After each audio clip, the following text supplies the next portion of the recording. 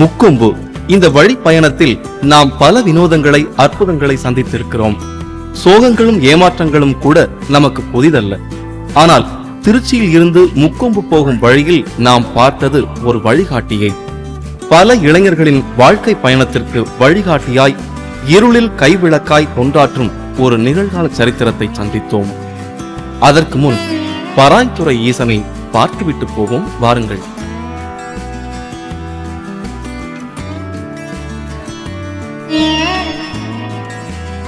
திருச்சியில் இருந்து 15 கிலோமீட்டர் தூரத்தில் கரூர் போகும் சாலையில் இத்தனை இடர்களுக்கு பின்னும் வளம் குறையாமல் இருக்கும் காவிரி கரையில் இருக்கிறது இக்கோவில்.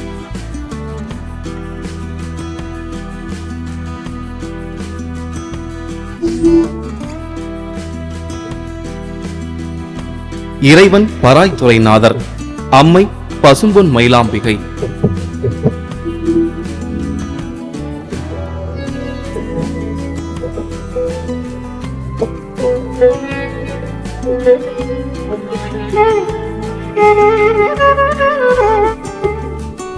இதுதான் திருப்பராய்த்துறையில் இருக்கிற சிவன் கோயில். இந்த சிவன் கோயிலுடைய முன் பிரகாரம் தான் இது. நாம் உள்பகுதிக்கு போகிறோம். திருநாவுக்கரசர், சம்பந்தர், மாணிக்கவாசகர் எல்லாம் பாடின கோவில். அருணகிரிநாதர் கூட இந்த கோவில் பற்றி பாடியிருக்கிறார்.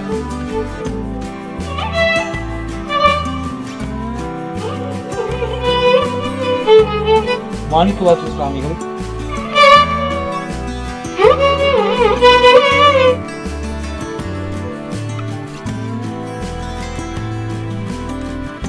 தேவாரம் பாடின இந்த கலைஞர்கள் கூட நாகப்ப செட்டியாருக்கும் ஏன் சிலை செஞ்சு வச்சிருக்காங்கன்னா, இத கிட்டத்தட்ட 100 வருஷம் முன்னாடி புதுப்பிச்சு கட்டியிருக்கார் அவர். நால்வர் அப்படிங்கிறது வந்து எல்லா கோயிலையும் இந்த கோயிலை பொறுத்தளவு பாத்தீங்கன்னா முன் பிரகாரத்திலேயே வந்து உள்ள வரவேற்கிற மாதிரியே போகலாம். மிக விஸ்தாரமாக கிட்டத்தட்ட 2 ஏக்கர் பரப்பளவு கொண்ட இந்த கோவிலை இப்பொழுது ராமகிருஷ்ணா தபோவனத்தை சேர்ந்தவர்கள் தான் பராமரித்து வருகிறார்கள்.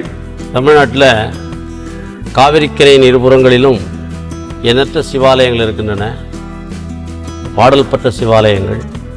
அதில் காவிரிக்கரைக்கு தென்புறம் அமைந்துள்ள பாடல் பெற்ற ஸ்தலங்களில் திருப்பராய்த்துறை 3வது இடத்தை பெறுகிறது. இத்தலத்தை அப்பர் சுவாமிகள், திருஞான சம்பந்தர், அருணகிரிநாதர், மாணிக்கவாசகர் ஆகிய மூர்த்திகள் பாடியுள்ளனர். ஒரு காலத்தில் தார்காவனம் என்று இந்த ஸ்தலமானது சிறப்பித்து சொல்லப்படுகிறது புராணத்தில். அதாவது தார்காவனம் என்பது தற்பைகள் நிறைந்த இடம் என்று பொருள்படும். பிறகு அந்த தார்காவனத்தில் முனிவர்கள் அனைவரும் தவம் செய்து கொண்டு இருந்தார்கள் என்றும், அவர்களுக்கு தங்கள் தவ ஆற்றலினால் சிறிது கர்வம் வந்துவிட்டதாகவும், அதை நீக்குவதற்கு சிவபெருமான் இங்கு வந்து அவர்களுடைய கர்வத்தை நீக்கி அருள் புரிந்ததாக இந்த ஸ்தல புராணம் பேசுகிறது. அதன் பிறகு ஒரு காலத்தில் இந்த காவிரிக்கரை ஓரமாக பராய் மரங்கள் நிறைய இருந்ததுனால இந்த ஸ்தலத்துக்கு திருப்பராய்த்துறை என்று பெயர். சுவாமி பேர் பராய்த்துறைநாதர். பராய்த்துறைநாதர். அம்பிகை பேர் பசும்பொன் மயிலாம்பிகை. பசும்பொன் மயிலாம்பிகை என்று சொல்லப்படுகிறது.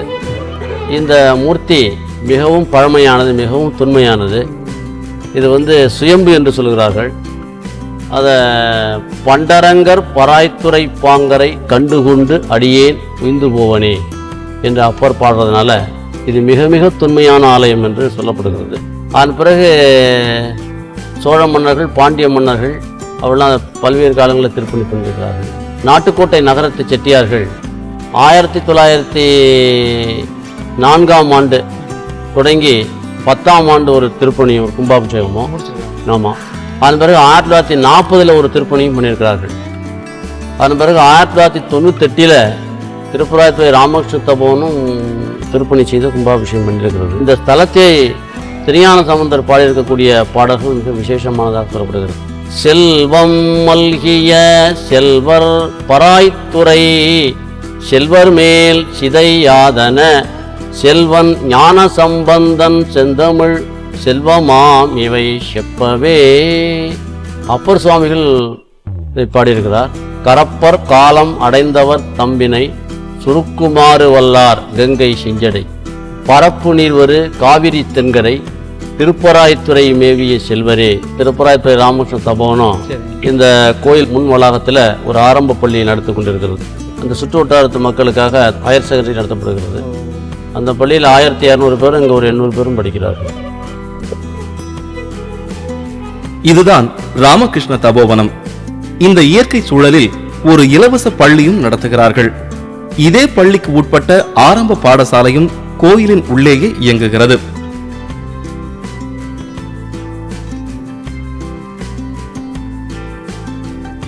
கோயில் இடத்துல பல மாணவர்களுக்கு கல்வி சொல்லி கொடுக்குற மாதிரி. ஆமாம், பாரதியார் பள்ளி தரமனைத்தும் கோயில் செய்வோன்னு பண்ணியிருக்காரு பாருங்க. ஆமாங்க. கிட்டத்தட்ட அது இங்கே ஒரு நடைமுறை.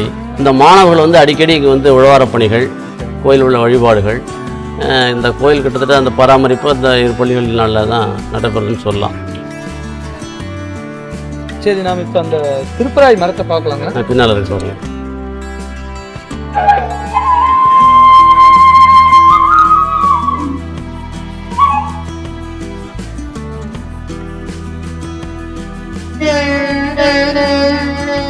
இதுதான் பராய் மரம். பார்க்கும் போதே மிக பழமையான மரம்னு தோணுது. இந்த பராய் மரத்துக்கு நிறைய மருத்துவ குணங்கள் இருக்குது. இந்த மரத்தோட பட்டைய மஞ்சளுடன் சேர்த்து அரைத்து பூசினால் தோல் நோய்கள் நீங்கும்னு சொல்றாங்க.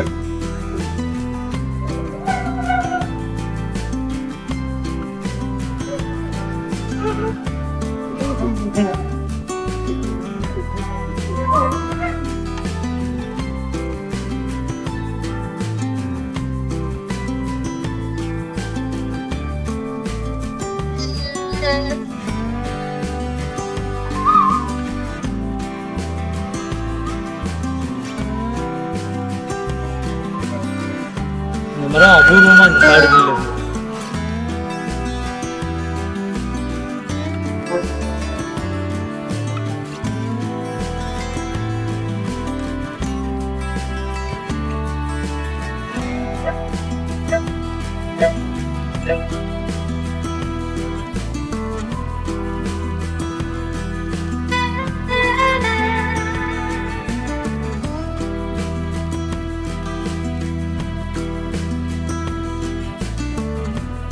கோவில் வாசலில் நல்ல சர்பத் கிடைக்கிறது.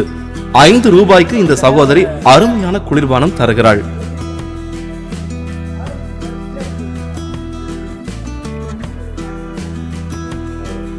ரொம்ப நல்லா இருக்குமா?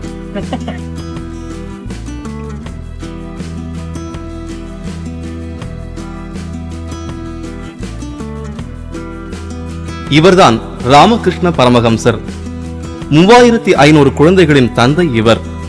பிறப்பில் அனாதைகளாகி போன குழந்தைகளுக்கு வாழ்க்கை பயணத்தில் வழிகாட்டியாய் இருக்கிறது இந்த ராமகிருஷ்ண குடில். இப்படி வாழ்க்கையில் வெற்றி பெற்ற பலருக்கும் இதுதான் பற்றுக்கோடு. ராமகிருஷ்ண குடில் 1949 இந்த ஸ்தாபனம் ஏற்படுத்தப்பட்டது. 5 வருஷம் தவ வாழ்க்கை வாழ்ந்து பிரமித்த ராமசாமி அவைகளால் இந்த ஸ்தாபனத்தை ஏற்படுத்தினார். தாய் தந்தை இருவரில்லாத திக்கற்ற அனாதை குழந்தைகள் இங்கே படித்து வருகிறார்கள். 350 குழந்தைகள் இருக்கிறார்கள். இந்த குடிலில் ஆரம்பத்திலிருந்து சுமார் 3500 குழந்தைகள் படித்திருக்கிறார்கள். படித்த மாணவர்கள் பெரிய நிலையிலே பேங்கில் இருக்கிறார்கள்.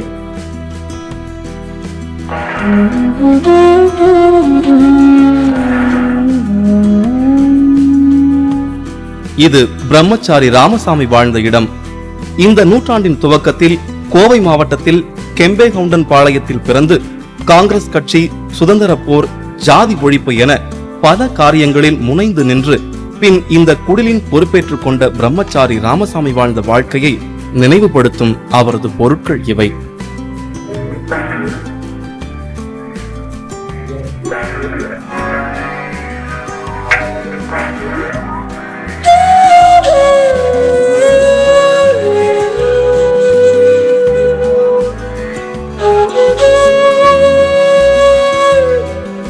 கோவை மாவட்டத்தில் பிறந்து இங்கே வந்து சேவைகள் பல செய்த ராமசாமியைப் போலவே இன்னொரு மகத்தான மனிதன் பணியாற்றிய இடம்தான் முக்கொம்பு.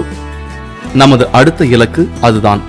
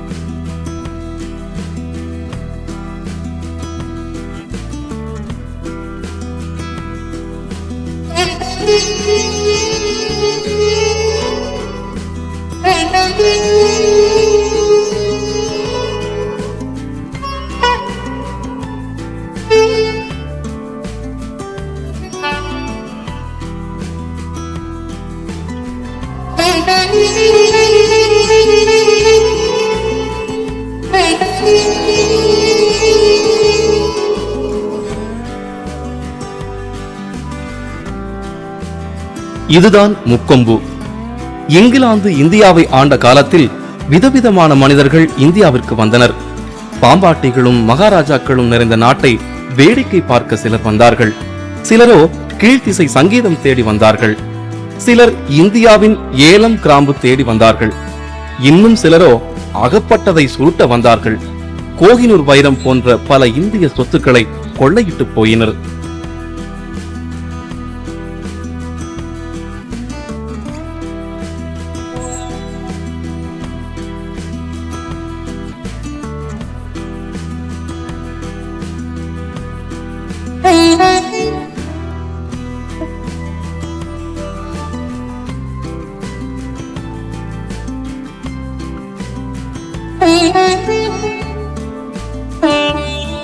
அவர்கள் வியந்து பார்த்த ஆனால் கொள்ளையடிக்க முடியாத ஒரு சொத்து இந்தியாவில், குறிப்பாக தமிழகத்தில் இருந்தது. அதுதான் தமிழனின் பொறியியல் சாதனையான கல்லணை.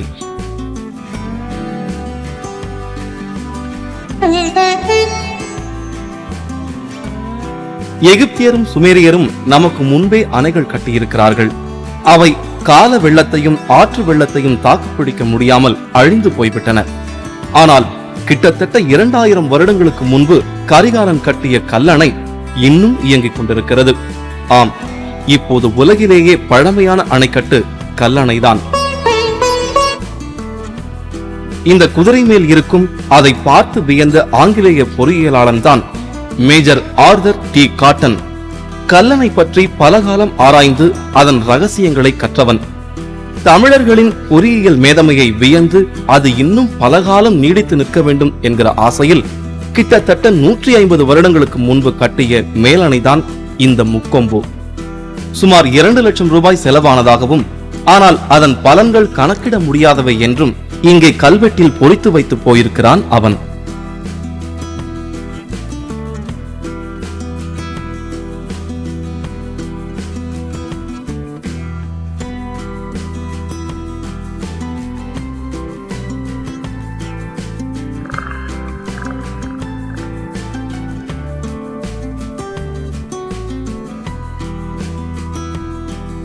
இப்போது திருச்சி, கரூர் பகுதி மக்களுக்கு ஒரு சுற்றுலா தலமாக ஆகிவிட்டது இது.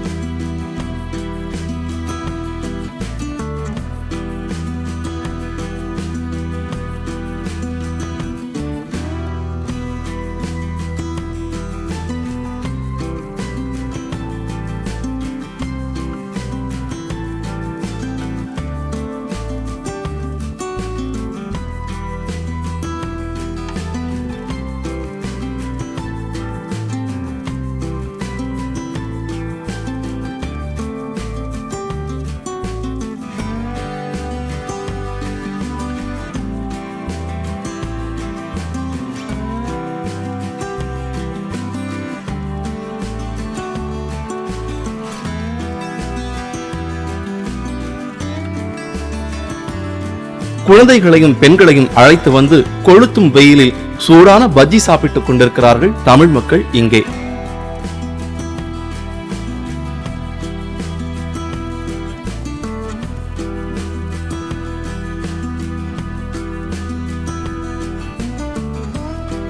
பொழுதுபோக்க அரசு பல ஏற்பாடுகளை செய்திருக்கிறது.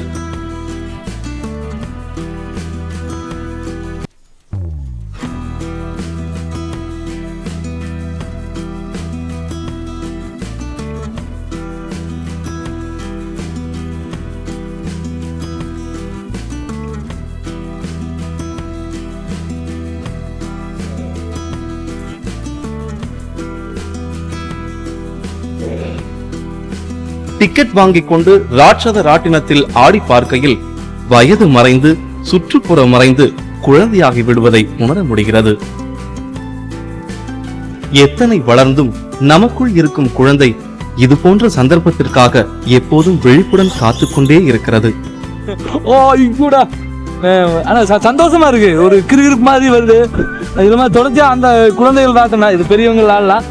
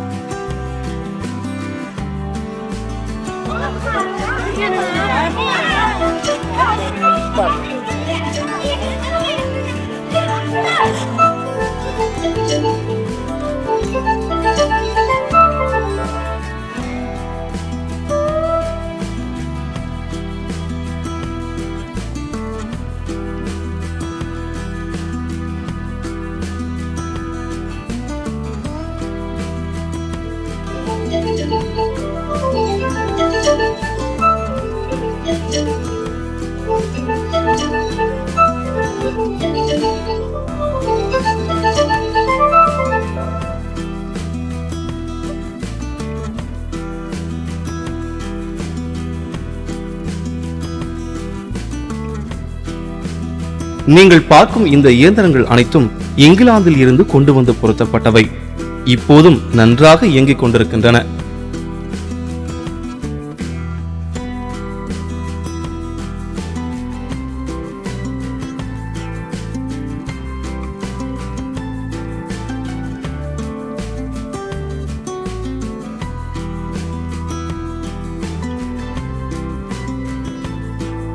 சாலையோரம் காவிரியும் கூடவே வருகிறது குணசீலத்துக்கு.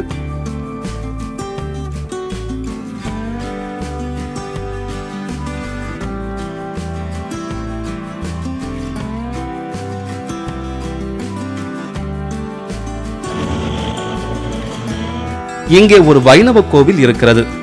குணசீலன் என்ற முனிவர் தவம் இயற்றி திருமாலை தரிசித்ததால் இது குணசீலம் ஆனது.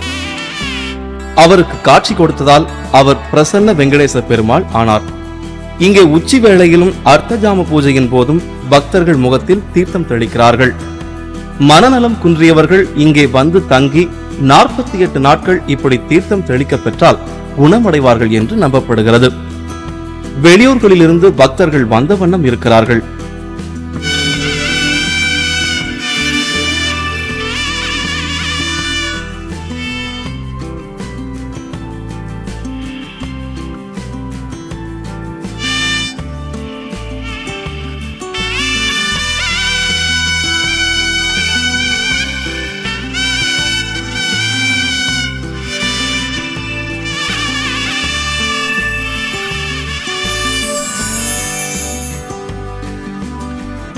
இங்கே வேதம் கற்பிக்கும் ஒரு பள்ளி வாசலில் இந்த சிற்பி இப்படி கர்மமே கண்ணாய் இருக்கிறான்.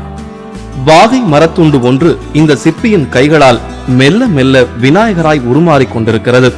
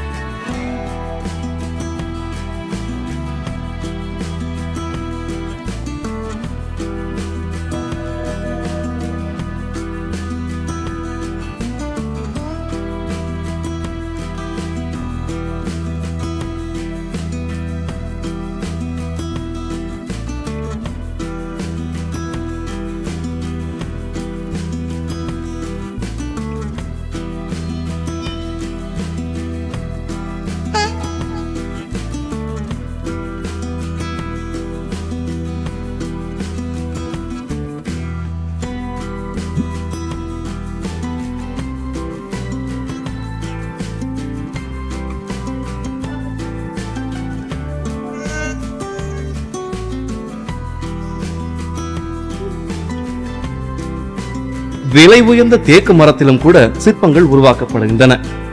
இந்த சிலைகள் பூஜிக்கப்பட போகின்றனவா இல்லை எங்காவது ஒரு வரவேற்பறையில் காட்சிக்கு வைக்கப்பட போகின்றனவா என்பது வாங்குபவரின் பக்தியை பொறுத்தது அல்லது வசதியை பொறுத்தது.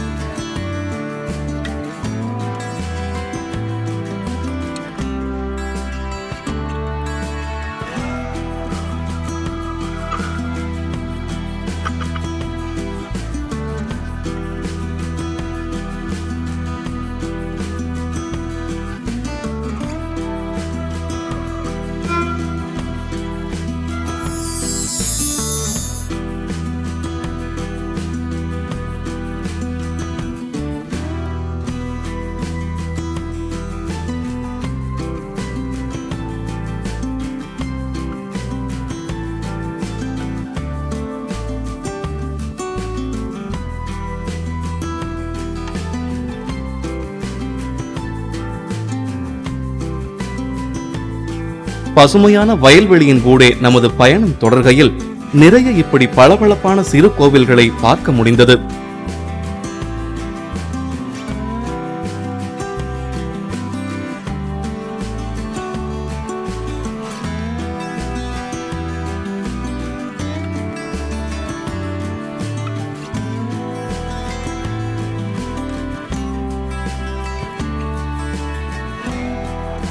ஆனால் இது போன்ற சிதைந்து போன கோவில்களுக்கும் பஞ்சம் இல்லை.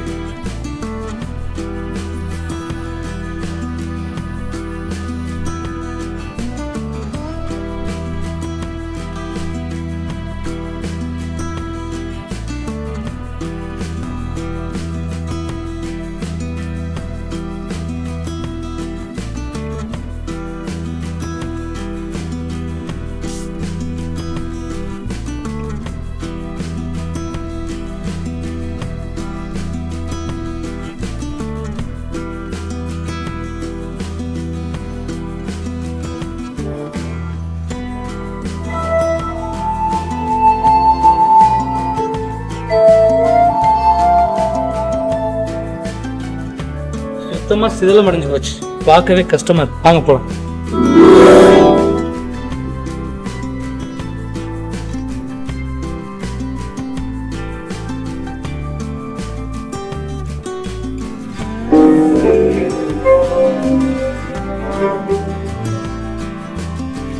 யார் யாரோ இந்த காவிரியை கட்டி போட பார்க்கிறார்கள். நான் அவளை பாட்டிலில் அடைத்து எடுத்துக் கொண்டு போகிறேன்.